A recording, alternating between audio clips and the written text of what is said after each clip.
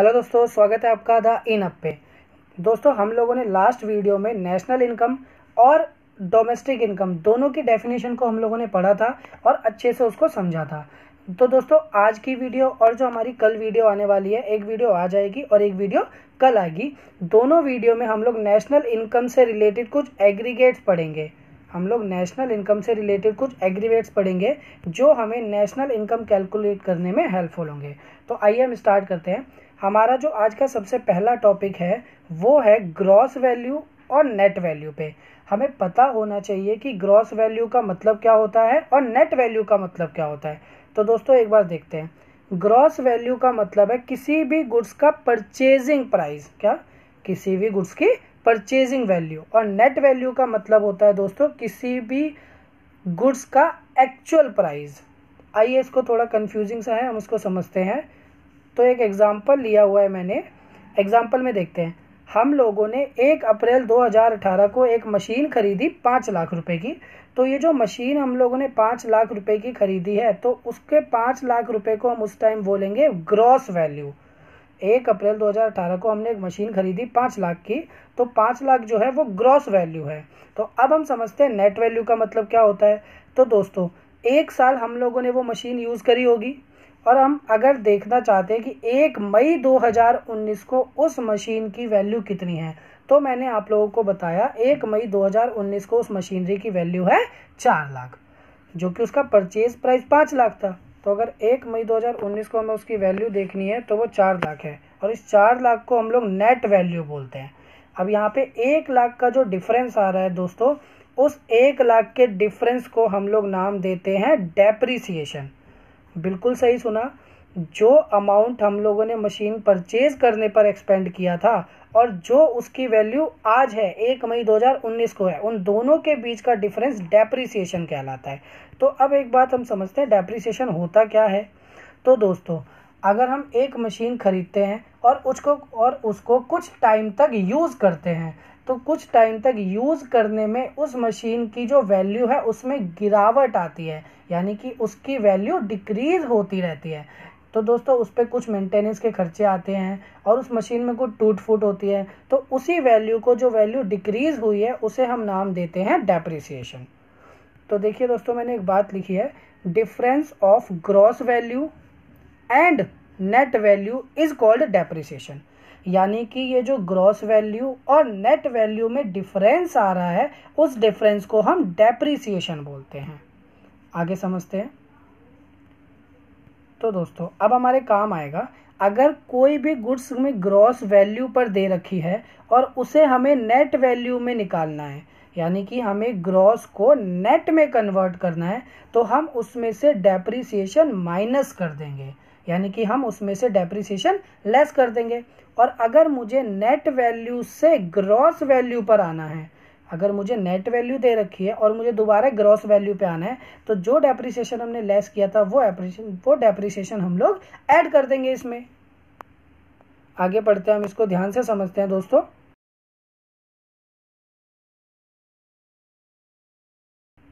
तो हम इसको एक बार और समझते हैं।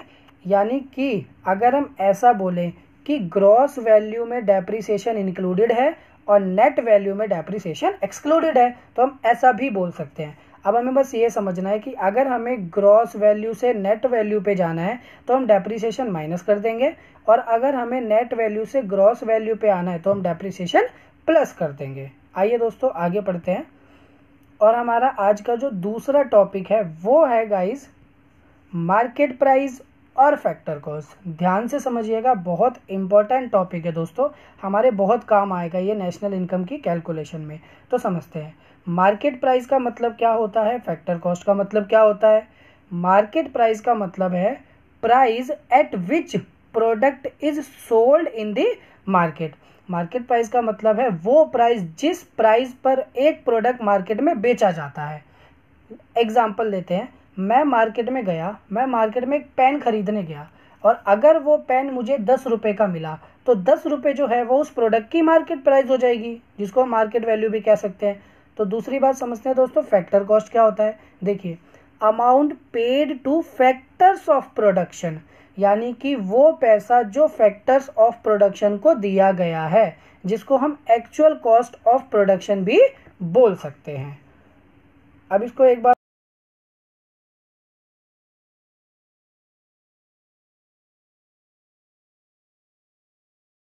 ध्यान से समझते हैं दोस्तों, दोबारा से एक बार एक एग्जाम्पल लेके समझते हैं हम इसको। देखिए दोस्तों, एक एग्जाम्पल लिया, a pen sold in the market at ₹20। 20 रुपये में एक पेन मार्केट में बेचा जाता है, तो 20 रुपये उसकी मार्केट प्राइस हो गया, और उस पेन को बनाने में जो एक्चुअल कॉस्ट आई है वो 12 रुपये है। यानी कि इन दोनों में जो डिफरेंस आ रहा है 8 रुपये का, वो हमें देखना है क्या होता है। तो आगे समझते हैं, दोबारा ऊपर आते हैं। देखो मैंने क्या लिखा है गाइस यहाँ पर, difference between market price and factor cost.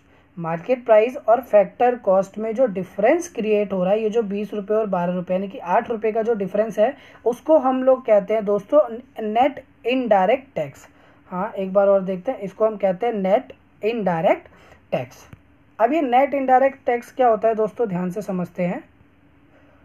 हम लोगों ने कोई गुड्स, कोई भी प्रोडक्ट 20 रुपये में बेचा और उसको बनाने में जो कॉस्ट आई थी वो 12 रुपये आई थी, तो ये 8 रुपये का डिफरेंस क्या है दोस्तों, ये जो 8 रुपये का डिफरेंस है इसे हम लोग नाम देते हैं इनडायरेक्ट टैक्स। हाँ, क्योंकि ये जो 8 रुपये हैं ये प्रोड्यूसर को नहीं मिलते, प्रोड्यूसर की जेब में सिर्फ 12 रुपये जाएंगे। ये जो 8 रुपये हैं ये गवर्नमेंट की जेब में जाता है दोस्तों। हाँ जी, गवर्नमेंट की जेब में, क्योंकि जब हम किसी गुड्स का प्रोडक्शन करते हैं या हम किसी गुड्स को सेल करते हैं तो गवर्नमेंट हमसे इनडायरेक्ट टैक्सेस चार्ज करती है। तो मार्केट प्राइस और फैक्टर कॉस्ट के बीच का जो डिफरेंस होता है वो नेट इनडायरेक्ट टैक्स होता है। तो दोस्तों हम समझते हैं, अभी हमें पता चला इनडायरेक्ट टैक्स क्या होता है, किसी गुड्स की मैन्युफैक्चरिंग पे, किसी गुड्स की सेल पे जो टैक्स लगाया जाता है गवर्नमेंट से, वो नेट इनडायरेक्ट टैक्स होता है, वो इनडायरेक्ट टैक्स होता है, सॉरी। अब हम एक चीज़ समझते हैं दोस्तों, नेट इनडायरेक्ट टैक्स निकालने का एक छोटा सा फॉर्मूला है, indirect tax minus subsidy. Indirect tax government impose करती है, चार्ज करती है किसी भी गुड्स की मैन्युफैक्चरिंग पे या सेल पे। सब्सिडी क्या होता है, सब्सिडी एक तरीके की आर्थिक सहायता, इसको छूट बोलते हैं, यानी कि गवर्नमेंट प्रोड्यूसर्स को किसी तरीके की रिलीफ देती है। तो वो जो रिलीफ है वो हम इनडायरेक्ट टैक्सेस में से माइनस करते हैं, तब जाके हमारा निकलता है नेट इनडायरेक्ट टैक्स। समझ गए दोस्तों, आगे ध्यान से समझते हैं। तो देखिए, अगर मुझे किसी भी गुड्स का प्राइस मार्केट प्राइस पे दिया हुआ है और अगर मुझे उसे फैक्टर कॉस्ट पर लेकर जाना है, तो मैं उसमें से नेट इनडायरेक्ट टैक्स माइनस कर दूंगा। दोस्तों, नेट इनडायरेक्ट टैक्स को शॉर्ट में हम लोग NIT नाम से जानते हैं। तो अगर मुझे मार्केट प्राइस से फैक्टर कॉस्ट पर जाना है तो मैं नेट इनडायरेक्ट टैक्स माइनस कर दूंगा, और अगर मुझे फैक्टर कॉस्ट से दोबारा मार्केट प्राइस पे आना है तो वही नेट इनडायरेक्ट टैक्स मैं प्लस कर दूंगा। और मैंने आपको ऊपर बताया है कि नेट इनडायरेक्ट टैक्स कैसे निकलता है। नेट इनडायरेक्ट टैक्स निकलता है इनडायरेक्ट टैक्स माइनस सब्सिडी। आगे पढ़े। आई होप आपको ये दोनों टॉपिक समझ आए होंगे। ऊपर हमने अभी पढ़ा है इसमें ग्रॉस वैल्यू और नेट वैल्यू का कॉन्सेप्ट, उसके बाद हमने पढ़ा है मार्केट प्राइस और फैक्टर कॉस्ट का कॉन्सेप्ट। तो अब हम लोग पढ़ने जा रहे हैं डोमेस्टिक और नेशनल के बारे में। तो दोस्तों ध्यान से हम समझेंगे डोमेस्टिक क्या होता है और नेशनल क्या होता है। तो सबसे पहले हम एक चीज़ समझते हैं दोस्तों, हमें डोमेस्टिक और नेशनल समझने से पहले ये वर्ड समझना होगा, net factor income from abroad. ये क्या होता है? तो दोस्तों ध्यान से समझते हैं। Net factor income from abroad निकालने का एक फॉर्मूला है हम लोगों के पास, factor income from abroad minus factor income to abroad.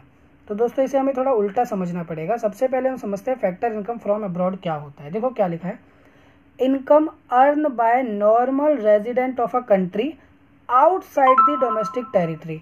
यानी कि दोस्तों जो इंडिया के रेजिडेंट्स हैं, जो इंडिया के लोग हैं, उन्होंने बाहर जाकर जो पैसा कमाया है, अब जो पैसा उन लोगों ने बाहर जाकर कमाया है वो पैसा इंडिया में भी लाएंगे, तो उसी पैसे को हम बोलते हैं फैक्टर इनकम फ्रॉम अब्रॉड। एक बात ध्यान से समझ लेना दोस्तों, ये जो पैसा कमाया गया है, अर्न किया गया है, ये फैक्टर सर्विसेज देने के बदले में मिला है, इसीलिए हम इसको फैक्टर इनकम बोलते हैं। तो फैक्टर इनकम क्या, फैक्टर इनकम फ्रॉम अब्रॉड क्या हो गया दोस्तों, जो इंडिया के लोग हैं और वो बाहर जाकर पैसा कमा रहे हैं उसे हम कहते हैं फैक्टर इनकम फ्रॉम अब्रॉड। और दूसरा फैक्टर इनकम टू अब्रॉड का मतलब क्या है दोस्तों, ध्यान से पढ़ते हैं। Income earn by non resident of a country with in the domestic territory. यानी कि दोस्तों इंडिया के जो नॉन रेजिडेंट है यानी कि बाहर कंट्री के जो लोग वो इंडिया में पैसा कमा रहे हैं कहाँ के, बाहर देश के। पैसा कहाँ कमा रहे हैं, इंडिया में। तो वो जो पैसा इंडिया में कमाएंगे वो पैसा वो अपने देश में भी भेजेंगे, तो उसे हम नाम देते हैं फैक्टर इनकम टू अब्रॉड। और अगर हम लोग फैक्टर इनकम फ्रॉम अब्रॉड यानी कि बाहर से जो इंडिया में पैसा आया है उसमें से माइनस कर देते हैं फैक्टर इनकम टू अब्रॉड यानी कि इंडिया से जो पैसा बाहर गया है, तो हमारे पास निकलता है net factor income from abroad, जिसको हम शॉर्ट में NFIA बोलते हैं। दोस्तों हम जब न्यूमेरिकल्स करेंगे तो हम वर्ड NFIA का यूज़ करेंगे। देखें आगे। तो गाइज हम देखते हैं, अगर हमें किसी भी प्रोडक्ट की वैल्यू या हमें कोई भी प्रोडक्ट डोमेस्टिक दिया हुआ है और उसे हमें नेशनल में कन्वर्ट करना है तो हम क्या करेंगे, NFIA ऐड कर देंगे। और अगर हमें नेशनल से डोमेस्टिक पर आना है तो हम NFIA माइनस कर देंगे। तो NFIA मैं आपको बता चुका हूँ दोस्तों, NFIA का मतलब क्या होता है, net factor income from abroad. कैसे कैलकुलेट की जाती है वो कैलकुलेट की जाती है factor income from abroad minus factor income to abroad. तो दोस्तों आज का हमारा यही टॉपिक था। अब कल जो हमारी वीडियो आएगी उसमें भी हम नेशनल इनकम से रिलेटेड कुछ एग्रीगेट्स पढ़ेंगे।